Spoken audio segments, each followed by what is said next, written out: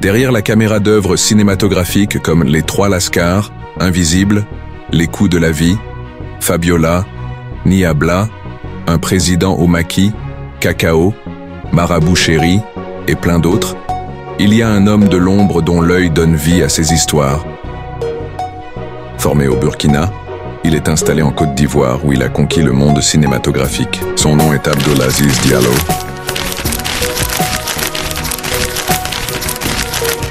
Très sollicité sur les plateaux de tournage, il enchaîne les scènes quasiment sans répit. Son emploi du temps ne laisse place à aucune pause. Mais entre deux prises, nous avons réussi à capturer un instant, un fragment de son univers. Voici ce que nous avons pu récolter de lui.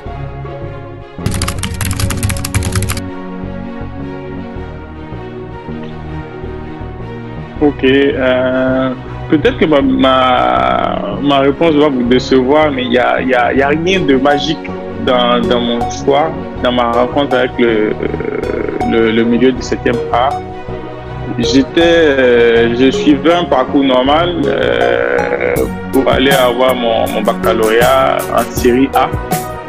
Et en première A4, j'ai rencontré un ami qui était dans une école de cinéma, qui faisait du son. Lui, il faisait une formation en son.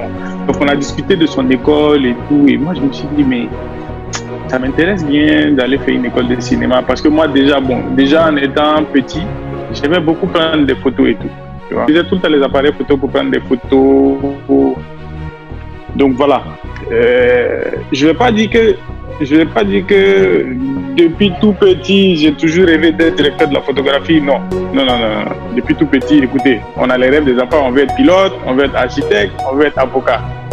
Donc là, en première, je me dis, il faut que je choisisse quelque chose à faire vraiment. Parce que là, l'année prochaine, je passe le bac. Il faut que je sache dans quelle école je vais aller. Et voilà, donc comme ça, je prends les informations sur cette école-là, qui est l'Institut supérieur de l'image et du son, une école à Ouagadougou, Burkina Faso. Et je me dis, tu as toujours aimé les images. Quand je regarde les films, je regardais beaucoup de films. Donc quand je regarde tout le temps les films, je suis impressionné par les images, que ce soit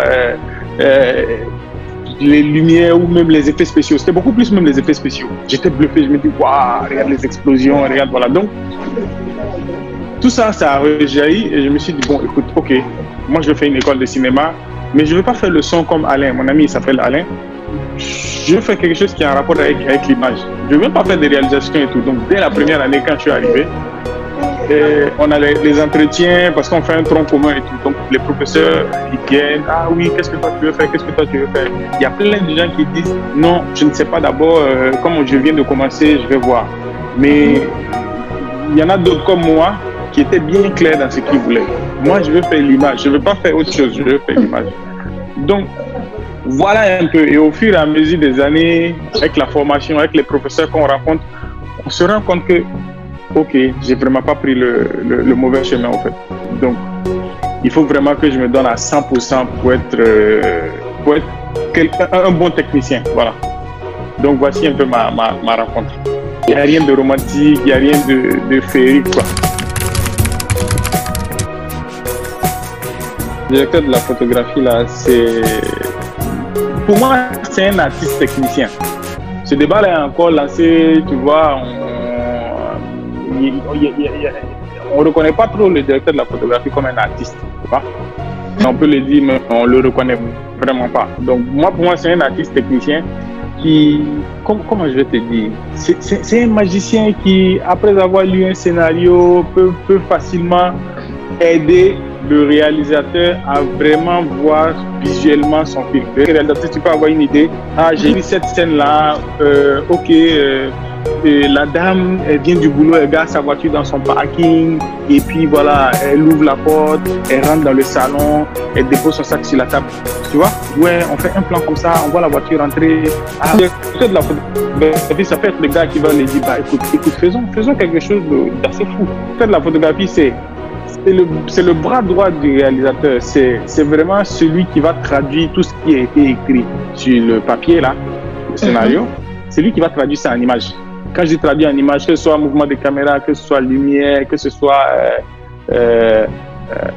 Voilà, même donner avec le décorateur et tout là, tu vois, donner un peu quelques directives, tu vois, que dans le plan soit riche, au fait. C'est celui qui traduit. Ça, moi, j'adore cette définition-là. C'est celui qui traduit ce qui est écrit dans le scénario en image.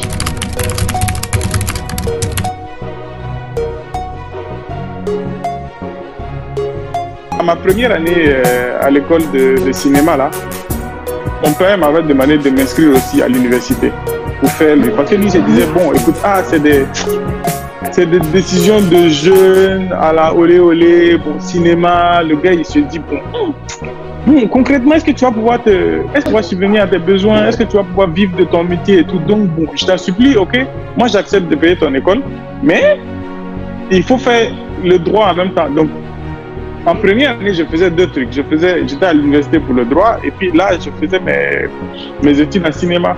Mais après la première année, moi j'ai tout de suite dit, non, je ne fais plus le droit, quoi. Je vais me concentrer.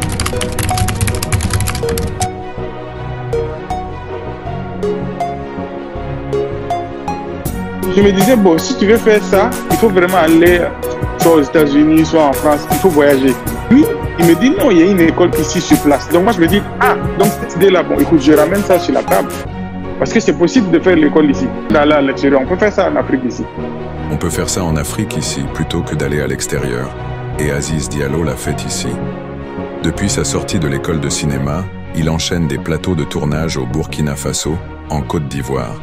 Il accumule aussi des masterclass au Sénégal, en Côte d'Ivoire, au Burkina Faso, où il enseigne son savoir-faire et partage son parcours avec d'autres jeunes, aspirant à emprunter le même chemin que lui.